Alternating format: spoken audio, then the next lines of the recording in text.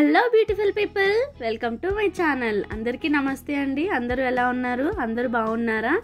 ఈరోజు simple and టేస్టీగా వచ్చే చికెన్ పచ్చడి ఎలా ప్రిపేర్ చేసుకోవాలో చూసేద్దాం రండి.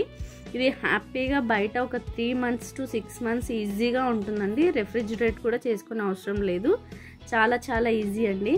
యాక్చువల్గా ఇది నాకు బాగా వచ్చిన డిష్ అని చెప్పచ్చు. సో ఇప్పుడు ఎలా ప్రిపేర్ చేసుకోవాలో చూసేద్దాం రండి. సింపుల్గా కొన్ని లవంగాలు, చెక్క, ఇలాచి, ధనియాలు వేసుకొని గోల్డెన్ బ్రౌన్ కలర్ వచ్చే వరకు మనం ఫ్రై చేసుకోవాలి. అండ్ రిమెంబర్, ఇక్కడ వచ్చేసి ఈ స్పైసెస్ అన్నీ మనం సిమ్లో పెట్టుకొని ఫ్రై చేసుకుంటేనే మంచి అరోమా వస్తుంది పికిల్లో. ఇప్పుడు ఆయిల్ హీట్ చేసేసుకొని అందులో చికెన్ పీసెస్ మనం బాయిల్ చేసుకొని పెట్టుకోవాలండి. అది వాటర్ కూడా అస్సలు 1 drop వాటర్ కూడా ఉండకూడదు. ఒక 15 minutesలో బాయిల్ అయిపోతుంది. అందులో సాల్ట్ అండ్ పసుపు వేసేసుకొని బాయిల్ చేసేసుకోవాలి. ఫస్ట్ కొంచెం కూల్ అయిపోయిన తర్వాత ఆయిల్లో వేసేసి ఇలా ఫ్రై చేసేసుకోవాలి. ఇక్కడ మెయిన్ థింగ్ ఏంటంటే మనం అబ్జర్వ్ చేయాల్సింది, పీసెస్ బాగా గోల్డెన్ కలర్ రావాలి. సో దట్ పికిల్ అనేది ఎక్కువ డేస్ మనకి నిల్వ ఉంటుంది. కొంచెం గట్టిగా రావాలన్నమాట. ఇంకొకటి, మనం చికెన్ పికిల్ రైస్లో కానీ రోటీస్లో కానీ కలుపుకొని తింటున్నప్పుడు పీస్ తింటే చాలా టేస్టీ అనిపిస్తుందండి.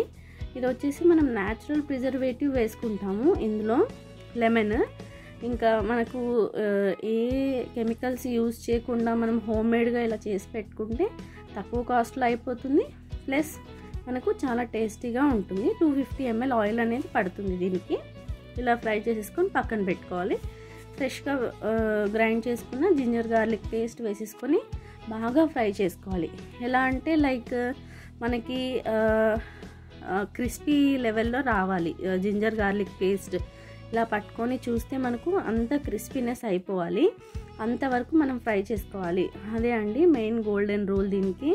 లేకపోతే పికిల్ అనేది తొందరగా స్పాయిల్ అయిపోతుంది. మెయిన్ థింగ్ ఈ మసాలా అనేది మనం బాగా ఫ్రై చేసేసుకోవాలి.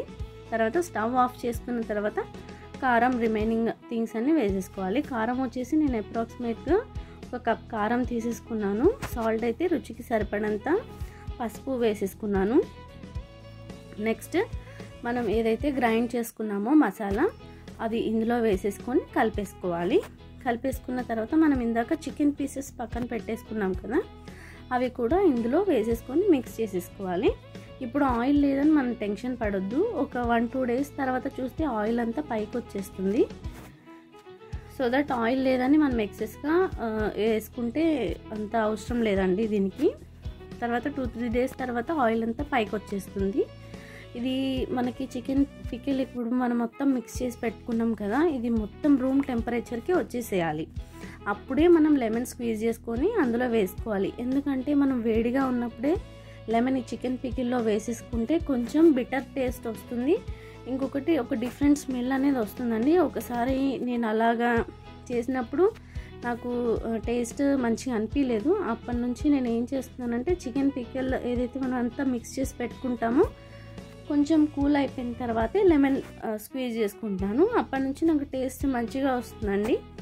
ఇది చాలా డేస్ ఉంటుందంటే ఎవరైనా బ్యాచులర్స్ కానీ ఈజీగా చేసేసుకోవచ్చు. మనం బయట ఆర్డర్స్ పెట్టుకుని అంతంత కాస్ట్ మనం బేర్ చేయడం అవసరం లేకపోతే ఇది చాలా బాగుంటుంది. ఎవరికైనా కూడా ప్యాక్ చేసేయచ్చు ఈజీగా. హాస్టల్లో ఉన్న వాళ్ళకి ఎవరికైనా మంచిగా యూజ్ అవుతుంది. తప్పకుండా అందరూ ట్రై చేయండి. ఇది గ్లాస్ జార్లో తీసి పెట్టుకుంటే మనకి ఎక్కువ డేస్ నిల్వ ఉంటుందండి. ఇంకొకటి, స్మెల్ అనేది ఏమీ రాదు. ప్లాస్టిక్ దాంట్లో వేయడం కంటే గ్లాస్ జార్లో ఇలాంటి పికిల్స్ పెట్టుకుంటే బాగుంటుంది, మంచి టేస్ట్ వస్తుందండి.